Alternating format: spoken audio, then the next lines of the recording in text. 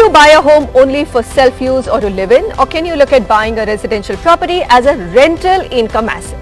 For years now, India's housing market has offered sub-optimum rental returns of 1 to 3%. There's been this sense of unease and distrust between landlords and tenants, and many property owners, including non-resident Indians, simply keep their property locked up rather than renting it out.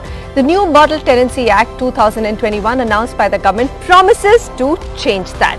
Now let's see what it actually promises to both property owners or the landlords as well as the tenant. So first, the landlords, how are they protected? Tenants now cannot sublet a part or whole property to anybody else. There are heavy penalties on tenants if they refuse to vacate or refuse to pay rent. Now, on not vacating the premise of the property, the tenant will get a maximum of 6-month extension on the same lease agreement terms. But after that extension, the tenant will be liable to pay double the rent for 2 months, and after that 4 times of the rent. So that's a heavy penalty.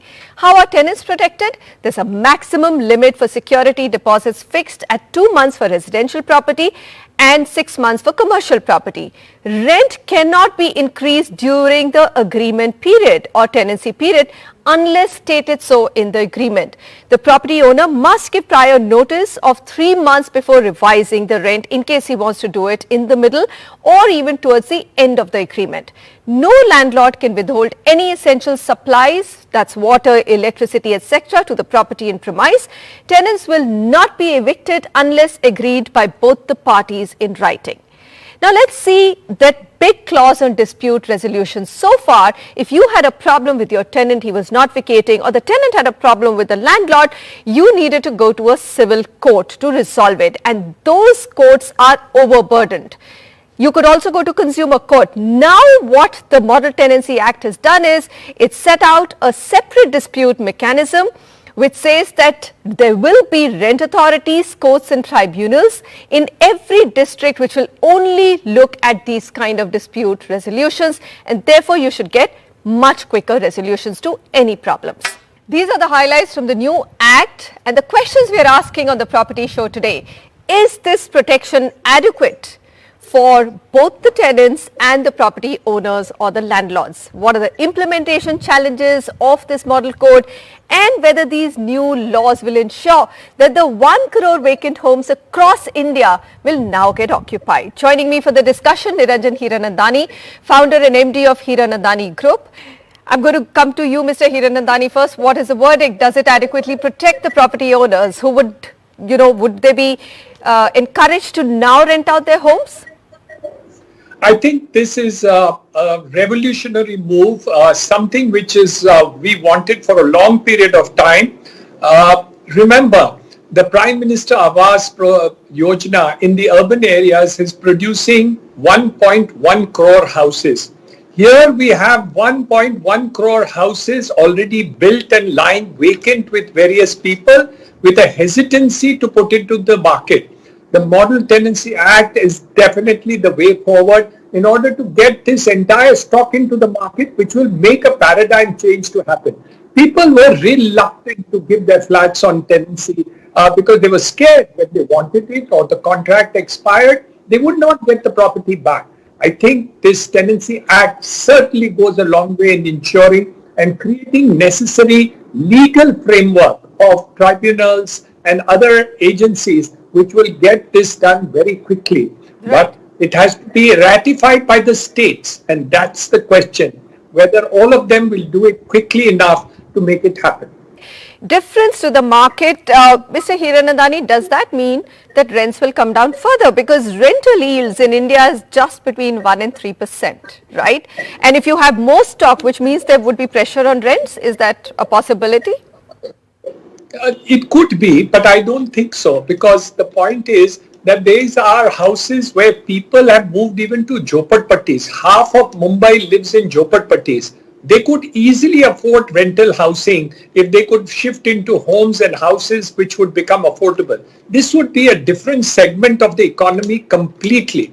So I do not think that the rental markets for new construction and new homes is going to come down by any which way. In fact, the market will expand and people will be happy to get things on rent And and with the IT and the internet system and e-commerce, it'll be possible to know where these are available, what is the quality of homes that is going to be there, what is the facility, and hence I think it will be a very vibrant rental market which is going to be created. So I'm looking forward.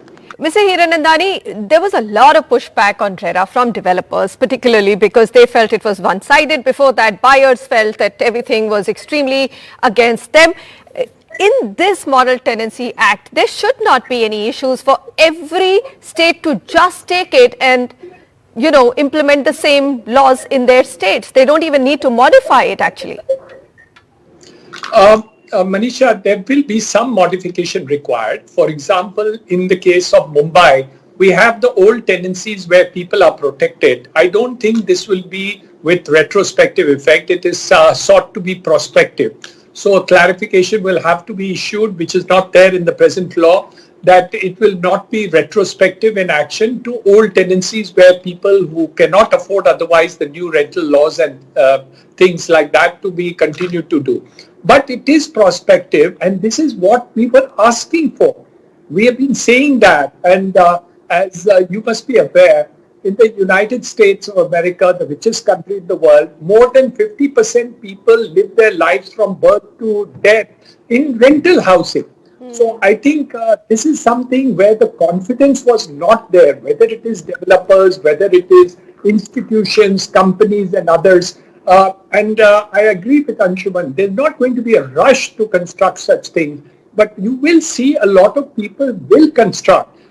It may not be a flood and a tide, but I can assure you, my company would be interested. For example, the Hiranandanis would certainly look at rental housing with a positive frame of mind, though the numbers we don't know, but we'll certainly look at it positively, because we do believe that as it's not only the rental yield which is important, but also capital appreciation. With inflation being what it is, the property prices over a period of time have been growing tremendously, and we don't mind a lower rate of return if ultimately the asset value becomes valuable after 5 years, 7 years, 10 years. So automatically the total return, which is the rental yield plus capital appreciation, could be a good return for the purposes of holding the property, and that is my personal belief. I don't know how it will hold for the industry. Well, I hope so. I hope to see some investments also coming in it. So I feel that at this moment, with the returns looking quite limited, I doubt if there'll be a rush of any kind of capital. Manisha, maybe developers like you will get into it, sir. I'm ready to invest.